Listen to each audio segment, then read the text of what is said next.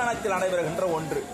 நான் அந்த கப்பூர் புதிய சிறைகள் நிறுவனத்திலே பார்த்து வியந்த ஒன்று என்னவென்று கேட்டால், அங்கே இருக்கின்ற இப்போ காலையில் ஒரு 9 மணி வரைக்கும் தான் பசங்க ஓடுவாங்க, கயிறு ஏறுவாங்க, துள்ளி குதிப்பாங்க, எல்லாமே பண்ணுவாங்க. ஆனால் 10 மணிக்கு மேலே அவங்க சாப்பிட்டுட்டு டிஃபன் சாப்பிட்டுட்டு உள்ளே வந்தாங்கன்னா அங்கே அவர்களுக்கு ஸ்மார்ட் போர்டின் அடிப்படையில் நடத்தப்படுகின்ற வகுப்பு. ஸ்மார்ட் போர்டு என்பது என்ன?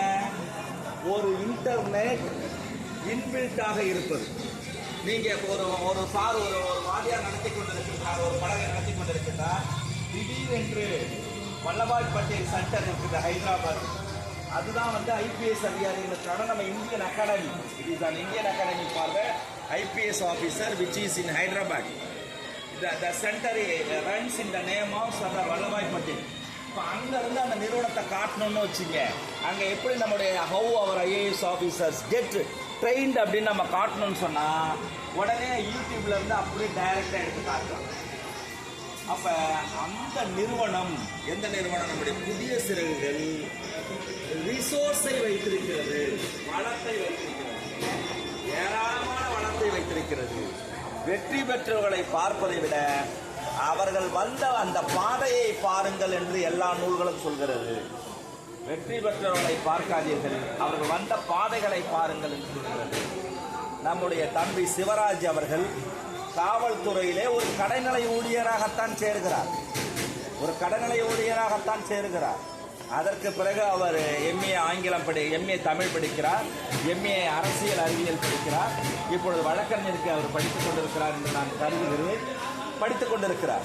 ஆனால் ஒரு காவல்நிலை கடைநிலை ஊழியராக சென்று நிறைய படித்ததோடு மட்டும் இல்லாமல் அந்த படித்த விஷயங்களை எல்லாம் லோக்கலைஸ்டு மெட்டீரியலாக மாற்றுவது.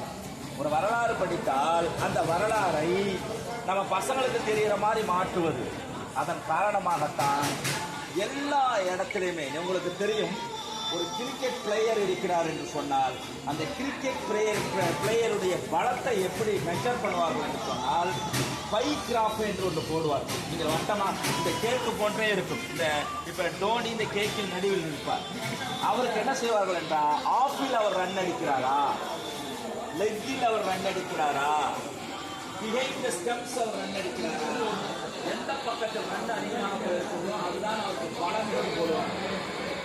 அப்படி ஒரு பைகிராஃப் போட்டால் என்னென்று கேட்டால், ஏதோ திருக்கோயிலூரிலே நடு ரோட்டிலே ஒரு கான்ஸ்டபிளாக இருந்து கொண்டிருந்த நம்முடைய சிவராஜ் இன்றைக்கு அவரை சுற்றி ஒரு பைகிராஃப் போட்டால் அவரை சுற்றி என்ன இருக்கிறது என்றால், ஒரு இந்த கேக்கினுடைய ஒரு பட்டி, ஒரு கீற்று அறிவாக இருக்கிறது, இன்னொரு கீற்று உழைப்பாக இருக்கிறது, இன்னொரு கீற்று முயற்சியாக இருக்கிறது, இன்னொரு கீற்று சமத்துவ உணர்வாக இருக்கிறது. ரொம்ப முக்கியமானது. அதாவது அந்த இதுல படத்துல வருதுல்ல, அவன் சிதம்பரம் அவன் நமக்கு செஞ்சதை எதுவுமே அவனுக்கு நாம செஞ்சிடக்கூடாது. நம்முடைய வெற்றிமாறன் எழுதின ஒரு முக்கியமான வசனம் அதுதான் புதிய சிறைகளுடைய மையம். அந்த இடத்திலே இருக்கக்கூடிய தம்பிமார்கள், அந்த காவல்துறை ஊழியர்கள் இன்றைக்கு எங்கே பார்த்தாலும் சென்னையில், திருச்சியில், கோயம்புத்தூரில், மதுரையில் இன்னைக்கு யாராவது இங்கே ஒரு போலீஸுக்கு தயாராகிறாங்க. அதுக்கு முன்னாடி போலீஸுக்கு எப்படி தயாராகும்? தயாராக ஆக மாட்டோம், அதான் தயாராகும். ப்ரிப்பரேஷனே இல்லாமல் இருக்கிறது அதான் ப்ரிப்பரேஷன். காக்குப்பத்தில் போயிட்டு அங்கே போயிட்டு வாழைப்பழம் வாங்கி சாப்பிட்றது என்னது பெரிய பயிற்சி என்னன்னா, 4 பச்சை வாழைப்பழம் வாங்கி சாப்பிட்றது. 4 பச்சை வாழைப்பழம் வாங்கி சாப்பிட்றது. அவங்க அப்பா சாமிக்கெல்லாம் கும்பிட்டுட்டு வந்து காக்குப்பத்தில் நிறுத்துவாங்க.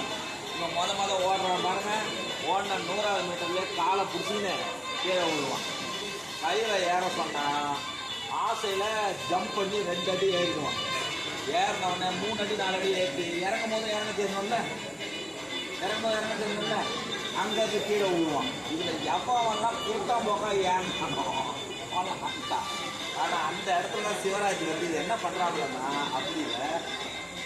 ஏன்னா நான் பல்வேறு எங்கள் ஊரில் இருந்து போயிட்டு காவல்துறை பயிற்சி முடிக்க முடியாத இந்த பட்டாளியன், கிண்டியில் ஒரு பட்டாளியன் இருக்கு, பயிற்சி முடிக்க முடியாத அவருக்கு ரிசைன் லெட்டர் எழுதி கொடுத்தவன. ரிசைன் ஏன்னா பயிற்சி அவ்வளோ கடுமையாக இருக்கும். ஆனால் அப்போ மனசில் என்ன எடுத்துக்கணும், அதிக தூரம் எவன் பின்னால் போகிறானோ லாங் ஜம்பில் அவன் தான் அதிக தூரம் தாண்டுகிறான். அதான விதி. புருஷி என்ன சொல்றாரு? எவன் பயிற்சியில் அதிகமாக வியர்வை சிந்துகிறானோ, ஒத்திகையில் அதிகமாக வியர்வை சிந்துகிறானோ, அவன் போர்க்களத்தில் குறைவாக ரத்தம் சிந்துவான். அப்ப அந்த மாதிரி நம்முடைய தம்பி சிவராஜ் அவர்கள் இந்த பகுதி இளைஞர்களுக்கெல்லாம் உன்னால முடியுண்டா, நீ ஒரு காவல்துறையில வர முடியும், உன்னால ஒரு காவல்துறையில வர முடியும் என்கின்ற ஒரு அற்புதமான நம்பிக்கையை விதைத்திருக்கிறார். அந்த சிறகுகள் உண்மையிலுமே புதிய சிறகுகள் தான். சிறகு எப்படி புதுசாகும்? சிறகு போய் எனக்கு பெயிண்ட் அடிச்சுட்டு புதுசாகுமா? அப்படிலாம் இல்லை. ஏன் புதிய சிறகுகள் வச்சிருக்காரு? சிறகுகளுக்கு என்ன இருக்குன்னா, ஒரு பறவை இருக்குன்னா அதுக்கு பெரிய லட்சியம்லாம் இருக்காது, உணவு தேடுறது மட்டும்தான் இருக்கு. அது சைபீரியாவில இருந்து நம்முடைய வேடந்தாங்களுக்கு வருது, அடிச்சுக்கிட்டே வருது. சைபீரியாவில இருந்து வேடந்தாங்களுக்கு வருது, சைபீரியாவில இருந்து பூனங்குளத்துக்கு வருது, பூந்தங்குளத்துக்கு வருது, சைபீரியாவில இருந்து திருமலை காட்டுக்கு வருது, சைபீரியாவிலிருந்து நம்ம ஊர் உஸ்டேரிக்கு வருது, இங்க நம்முடைய உஸ்டேரிக்கு வருது. ஆனா அப்படி வருகின்ற அந்த பறவைகள் எல்லாம் எதற்காக? உணவுக்காகத்தான் வருகிறது. ஆனா நம்முடைய சிவராஜ் அவர்கள் இந்த சிறகுகளுக்கு நம்முடைய வழக்கறிஞர் ஜெயபால் சார் வராரு, அனைவரின் சார்பாக வருக என்று கேட்டுக்கொள்ளணும். வருக. அப்ப என்னன்னா நம்ம சிவராஜ் அந்த காவல்துறைக்கு வராங்க இல்லையா, அவங்கள்ட்ட ஒன்று சொல்றாப்புல, நீ உணவுக்காக படிக்கவில்லை, ஒரு கனவுக்காக படிக்கிறாய். எனவே உன் சிறகு புதிய சிறகு. உன் சிறகு ஏன் புதிய சிறகு என்றால், நீ